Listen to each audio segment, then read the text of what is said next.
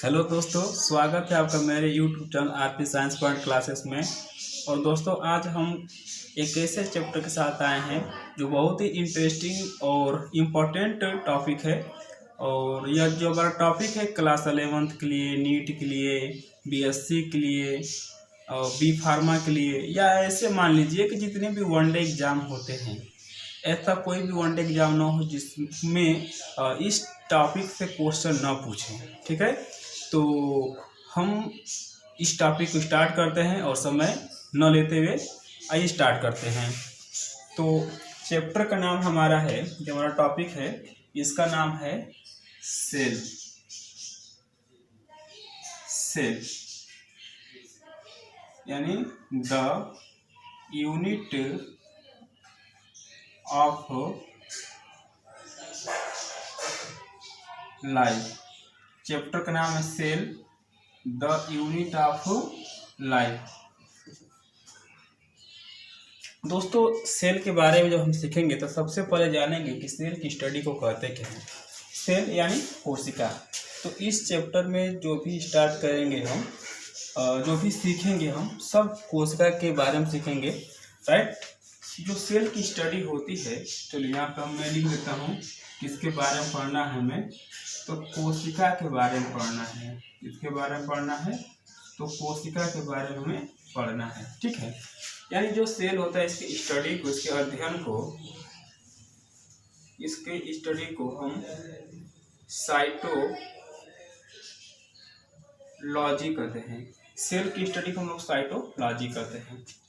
अब आता यह है कि सेल की स्टडी को साइटोलॉजी कहते हैं। सेल को सबसे पहले किसने डिस्कवर किया था, है ना? तो सेल जो है डिस्कवर्ड बाई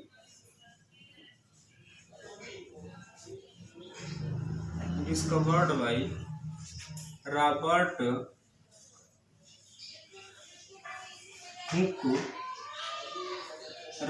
हुक। सेल को सबसे पहले जो डिस्कवर किया था वो रॉबर्ट हुक था। कब किया था? तो 1665 ईस्वी में किया था। और जिस सेल को डिस्कवर किया था वह सेल जो था हनी कॉम्ब लाइक स्ट्रक्चर था। यानी जो सेल था वह हनी कॉम्ब लाइक स्ट्रक्चर था। वो जो सेल था हनी कॉम्ब लाइक स्ट्रक्चर था, यानी मधुमक्खी के छत्ते जैसा एक संरचना था। वह जो सेल था नॉन लिविंग सेल था। कैसा था? तो नॉन लिविंग सेल था, यानी डेड सेल था, है ना। सेल कैसा था? तो नॉन लिविंग सेल था, इसमें कोई जीव नहीं था, यानी मृत कोशिका थी। जो रॉबर्ट हुक है, इनको हम बोलते हैं कि फादर ऑफ साइटोलॉजी है। जो रॉबर्ट हुक को मानते हैं, रॉबर्ट हुक साहब को, कि यह फादर ऑफ साइटोलॉजी हैं। Father of cytology. Robert Hooke को हम साइटोलॉजी के फादर मानते हैं। और रॉबर्ट हुक के द्वारा जो बुक लिखा गया था, जो किताब लिखा गया था, उस बुक का नाम था माइक्रोग्राफिया।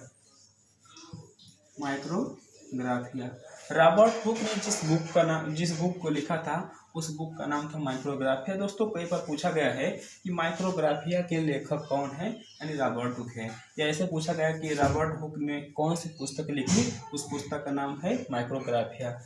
इसके बाद एक और व्यक्ति आते हैं जिनका नाम है स्वानसन। उनका नाम है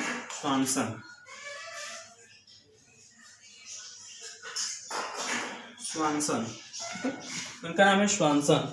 और स्वानसन साहब कौन है? ठीक है, स्वानसन साहब कौन है? तो स्वानसन साहब को हम बोलते हैं कि यह फादर ऑफ मॉडर्न साइटोलॉजी है। जो स्वानसन है यह है फादर ऑफ मॉडर्न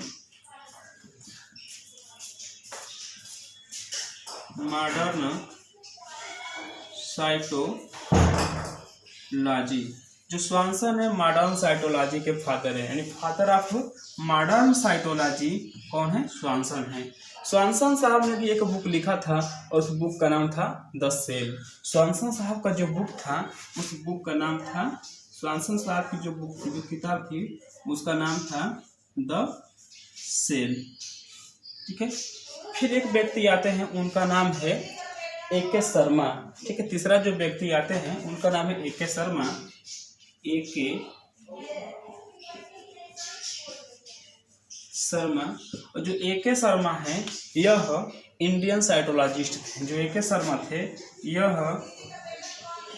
इंडियन साइटोलॉजिस्ट थे।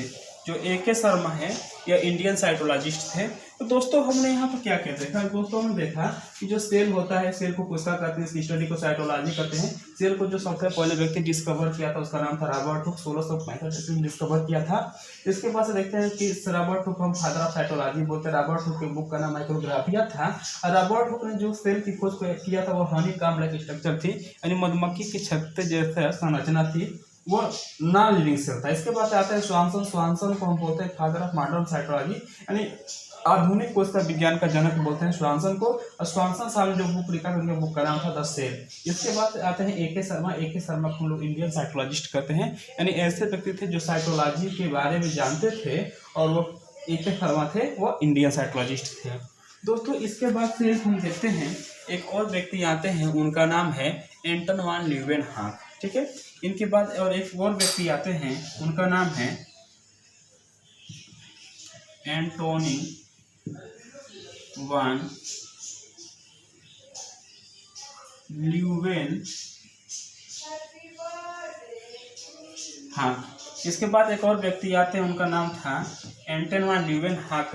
और इन्होंने 1667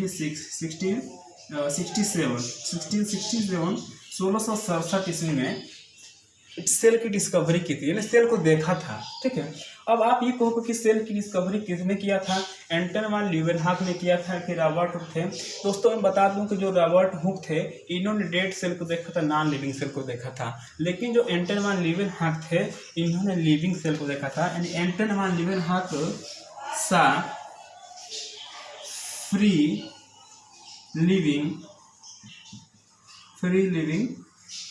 सेल। जो एंटन वान ल्यूवेनहॉक था उन्होंने फ्री लिविंग सेल को देखा था, यानी स्वतंत्र रूप से जीवित कोशिका को देखा था। और स्वतंत्र रूप से जीवित कोशिका कोई और नहीं था, वो बैक्टीरिया था। वो क्या था? वो बैक्टीरिया था। स्वतंत्र रूप से जो जीवित कोशिका था वह क्या था? बैक्टीरिया था। इसके अलावा जो एंटन वान ल्यूवेनहॉक थे अन्य चीज़ों की डिस्कवरी किए थे। एंटन वान ल्यूवेनहॉक जो थे आल्सो डिस्कवर्ड, इन्होंने कुछ और खोज किया था। किस की खोज किया था? तो स्पर्म की खोज किया था, साथ ही में प्रोटोजोआ की खोज किया था और आरबीसी की खोज किया था। ठीक है, तो एंटन वान ल्यूवेनहॉक स्पर्म की खोज किया था, प्रोटोजोआ की खोज किया था और आरबीसी की खोज किया था। ठीक है, एंटन वान और किसकी खोज किया था? फ्री लिविंग सेल की खोज किया था, जो जीवित कोशिका थी वो जीवित कोशिका और कोई नहीं था बल्कि बैक्टीरिया थी। और कहाँ खोजे थे? तो एंटन वान ल्यूवेनहॉक बैक्टीरिया को जो देखे थे वो रेन वाटर में देखे थे। रेन वाटर, हुआ यह था कि जो एंटन वान ल्यूवेनहॉक थे वो बैठे थे और बारिश हो रही थी, बारिश के जो जल था उसी जल में देखा था कि कुछ जीव थे जो स्वतंत्र रूप से तैर रहे थे, उनका नाम था बैक्टीरिया। तो रेन वाटर, बरसात का जो पानी था, इसी को कहीं कहीं पांड वाटर लिखा है, तालाब वाले पानी में देखा जाता है। तो तालाब का पानी कहाँ से आता है? बारिश से ही तो आता है ना, यानी रेन वाटर होता है। तो पांड वाटर को या रेन वाटर को, दोनों बात एक ही है। दोनों में क्या देखा गया? बैक्टीरिया को देखा गया था।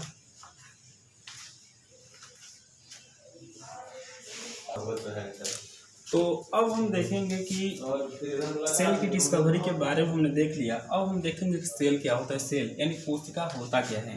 दोस्तों सेल का जो सबसे छोटा डिफिनेशन है, सेल के बारे में जो सबसे छोटा डिफिनेशन बताया गया है, सेल जो होता है स्मॉलेस्ट यूनिट ऑफ लाइफ होता है। जो सेल होता है स्मॉलेस्ट यूनिट ऑफ लाइफ होता है। एक यह भी डिफिनेशन होता है सेल का। लेकिन सेल का एक और अच्छा हम डिफिनेशन देते हैं, वो डिफिनेशन कुछ इस तरह से निकल के आता है। सेल का जो सेकेंड डिफिनेशन है, अच्छा वाला डिफिनेशन जो है वह है cell is the fundamental fundamental structural and functional unit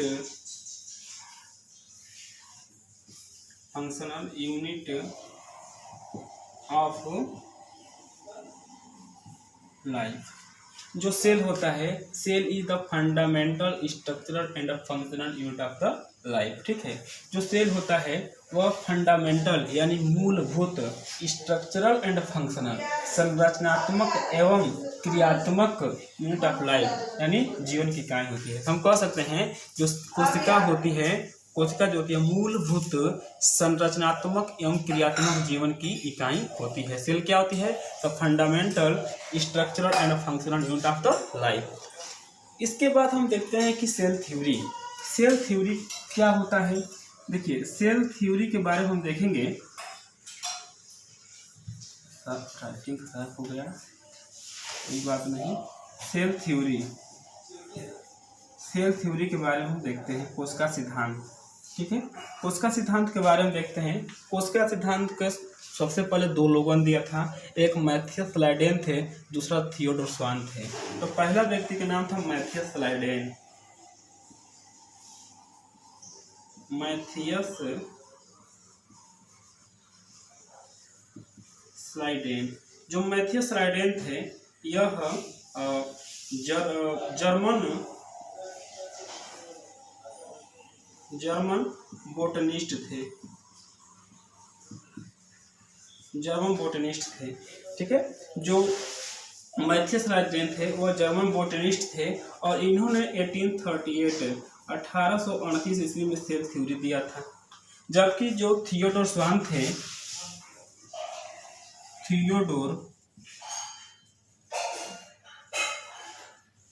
Theodore स्वान थे, यह British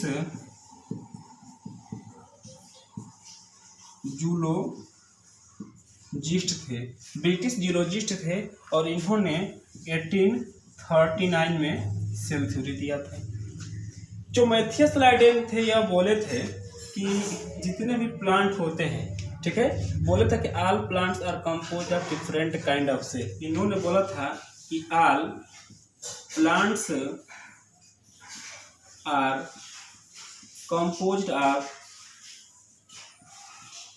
composed of different kind of cell which form the tissue of plant. ठीक है, देखिए हम यहाँ देखते हैं कि बोला था मैथियस स्लाइडेन ने कि all plants are composed of different kind of cell. जितने भी प्लांट होते हैं, कितना all plants are composed of different kind of cell, जितने भी प्लांट होते हैं विभिन्न प्रकार के डिफरेंट काइंड ऑफ विभिन्न प्रकार के सेल से बने होते हैं। which form the tissue of plant, जो सेल होते हैं वे प्लांट का टिश्यू बना देते हैं। वहीं दूसरे तरफ जो थियोडोर स्वान थे, ये बोले थे, यह बोले थे कि all plants and animal are composed of cell and cell product. इन्होंने बोले थे कि ऑल प्लांट्स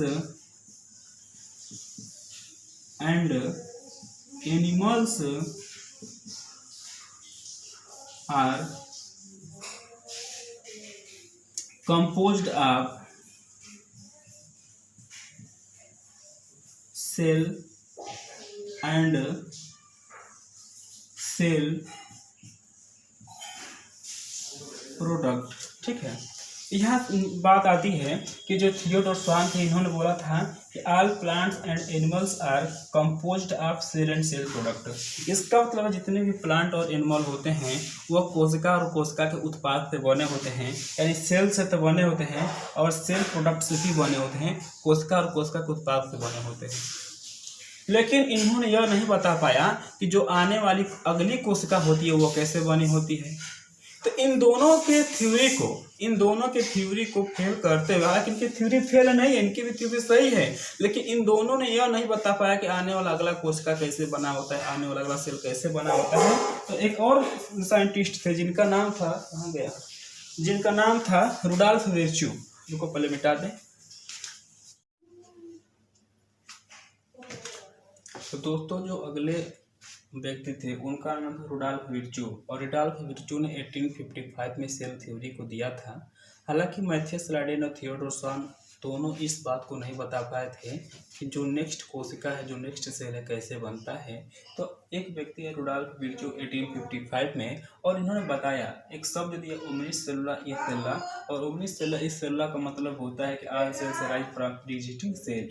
यही क्वेश्चन नीट 2020 का सवाल भी था। यानी कहने का मतलब है कि जितने भी सेल होते हैं अपने पहले वाले सेल से बने होते हैं। अगर यह मान लीजिए कोई नया सेल है तो यह कैसे बनेगा, जिसके पहले जो सेल होगा इससे यह बनेगा, यानी यह वाला पुराना सेल होगा, इस पुराने सेल से यह नया सेल का निर्माण होगा। यह बताने वाले कौन थे, रुडॉल्फ विर्चू थे।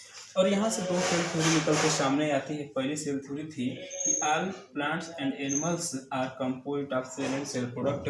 कौन दिया था, थियोडोर स्वान दिए थे। जितने प्लांट और एनिमल होते हैं सेल सेल प्रोडक्ट से बने होते हैं। और दूसरी सेल थ्योरी थी कि all plants arise from all cells arise from pre-existing cell. जितने भी सेल होते हैं अपने पहले वाले सेल से बने होते हैं। तो दोस्तों इस वीडियो में सिर्फ हम यहीं तक देखेंगे कि सेल क्या होता है और सेल की डिस्कवरी कैसे हुई, सेल थ्योरी क्या है, और नेक्स्ट वीडियो में सेल को क्लासिफाइड करेंगे और एक एक पार्ट को हम धीरे धीरे सीखेंगे। दोस्तों उम्मीद करते हैं कि आपको वीडियो समझ में आया होगा।